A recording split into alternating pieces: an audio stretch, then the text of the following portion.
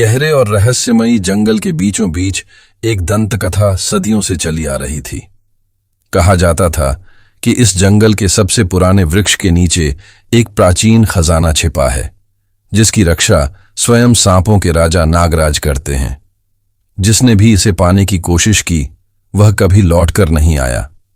अरविंद, एक साहसी खोजी जिसने कई खतरनाक जगहों की यात्रा की थी, इस रहस्य को सुलझाने के लिए जंगल की ओर निकल पड़ा। उसके साथ उसका मित्र राजू और एक अनुभवी गाइड धीरज थे। तीनों ने अपने कंधों पर बैग लटकाए और कंपास और नक्शे की मदद से सफर शुरू किया। जंगल में प्रवेश करते ही उन्हें अजीब सी सरसराहट सुनाई देने लगी। चारों ओर घना कोहरा फैला था, जिससे सूरज की रोशनी मुश्किल से जमीन तक पहुंच रही थी। पक्षियों की आवाजें कहीं दूर से आ रही थीं और रहस्यमयी माहौल बन रहा था। धीरज ने चेतावनी दी, इस जंगल में हर कदम संभल कर रखना। यहां जो दिखता है वह अक्सर होता नहीं। कुछ मील चलने के बाद उन्हें एक पुरानी पत्थर की मूर्ति दिखी, जिसमें एक विशाल नाग उकेरा गया था। उसकी आंखों में लाल चमकीले रत्न जड़े हुए थे। राजू ने उत्साह से कहा, यही संकेत हो सकता है कि हम सही रास्ते पर हैं। अरविंद ने मूर्ति को ध्यान से देखा। नीचे कुछ शिलालेख खुदे हुए थे। जो सांपों का मित्र नहीं, वह इस खजाने को नहीं पा सकता। धीरज बोला, इसका मतलब हमें बेहद सावधानी से आगे बढ़ना होगा। यह सांपों का जंगल है, यहां कोई भी गलती जानलेवा साबित हो सकती है। जैसे जैसे वे आगे बढ़े, रास्ता और खतरनाक होता गया। अचानक राजू के पैर के नीचे की जमीन धंसने लगी और वह लगभग एक गड्ढे में गिरने ही वाला था कि अरविंद ने उसे खींच लिया। नीचे जहरीले सांपों से भरा एक बड़ा गड्ढा था। यहां हर कदम जांच कर रखना पड़ेगा, अरविंद ने कहा। थोड़ा आगे बढ़ने पर उन्हें जमीन पर अजीबोगरीब निशान मिले। सांपों के चलने के निशान तो थे, लेकिन कुछ ऐसे चिन्ह भी थे जो किसी गुप्त दरवाजे की ओर संकेत कर रहे थे। अचानक एक बड़ी बेल को हटाने पर एक प्राचीन दरवाजा दिखाई दिया।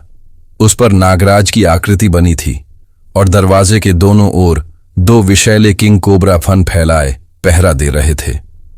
अब, राजू ने डरते हुए कहा। अरविंद ने सांस ली और धीरे धीरे अपनी जेब से दूध से भरा कटोरा निकाला और सांपों के सामने रख दिया।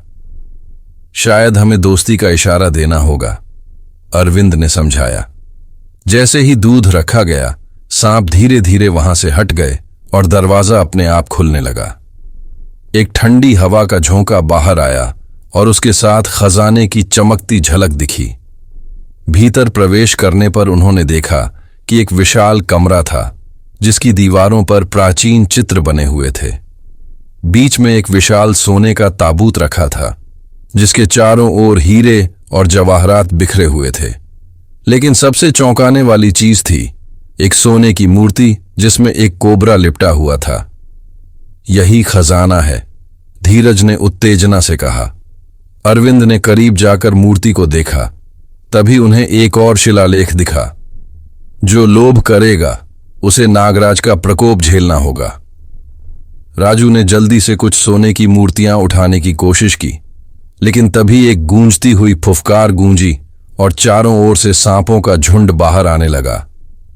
एक विशाल नागराज प्रकट हुआ। उसकी आंखें जल रही थीं और उसने गरजते हुए कहा, यह खजाना लोभियों के लिए नहीं, बल्कि धरती मां की रक्षा करने वालों के लिए है। अरविंद ने तुरंत सिर झुका लिया और कहा, हम इस खजाने के हकदार नहीं। हम बस इसके रहस्य को जानना चाहते थे। नागराज ने उन्हें कुछ क्षणों तक घूरा और फिर धीमे स्वर में कहा, जो मेरे जंगल की रक्षा करेगा वही मेरा मित्र होगा। जाओ और इस रहस्य को सिर्फ योग्य लोगों तक पहुंचने दो। जब वे लौटने लगे तो रास्ता पहले जैसा नहीं रहा। जंगल ने अपनी शक्ल बदल ली थी। पेड़ और घनी झाड़ियां अजीब तरह से हिलने लगीं। चारों ओर से अलग अलग प्रजातियों के सांप रेंगते हुए उनके रास्ते में आ गए। यह हमारी अंतिम परीक्षा हो सकती है, धीरज ने कहा। अरविंद ने अपनी समझदारी का परिचय देते हुए एक प्राचीन मंत्र याद किया जिसे उसने एक पुरानी किताब में पढ़ा था। उसने धीरे धीरे उस मंत्र का उच्चारण किया, AUM नागराजाय नमः। अचानक जंगल की सरसराहट बंद हो गई और सारे सांप पीछे हट गए। उन्होंने नागराज का संकेत मान लिया। रास्ता खुल गया और वे सुरक्षित जंगल से बाहर निकलने लगे। अरविंद, राजू और धीरज ने बिना कोई चीज उठाए वहां से वापस लौटने का फैसला किया। जैसे ही वे गुफा से बाहर निकले, दरवाजा अपने आप बंद हो गया और सब कुछ पहले जैसा हो गया। जब वे जंगल से बाहर आए तो उनके दिल में एक नया सम्मान था, प्रकृति और उसके रहस्यों के प्रति। अरविंद ने मुस्कुराकर कहा, सच्चा खजाना सिर्फ सोना चांदी नहीं बल्कि ज्ञान और अनुभव भी होता है। गांव लौटने के बाद उन्होंने यह कहानी गांव के बुजुर्गों को सुनाई जो वर्षों से इस रहस्य को जानते थे। बुजुर्गों ने कहा, तुम लोग सच्चे वीर हो जो लोभ में नहीं पड़े। यही इस जंगल का सबसे बड़ा सबक है। अरविंद ने ठान लिया कि वह इस जंगल की सुरक्षा करेगा और इसकी दंतकथा को एक नई पीढ़ी तक पहुंचाएगा। अरविंद ने जंगल की रक्षा के लिए सरकार से संपर्क किया और इस जगह को संरक्षित क्षेत्र घोषित करवा दिया। कुछ वर्षों बाद यह जंगल एक शोध स्थल बन गया, जहां वैज्ञानिक और इतिहासकार नागराज के रहस्य पर शोध करने लगे।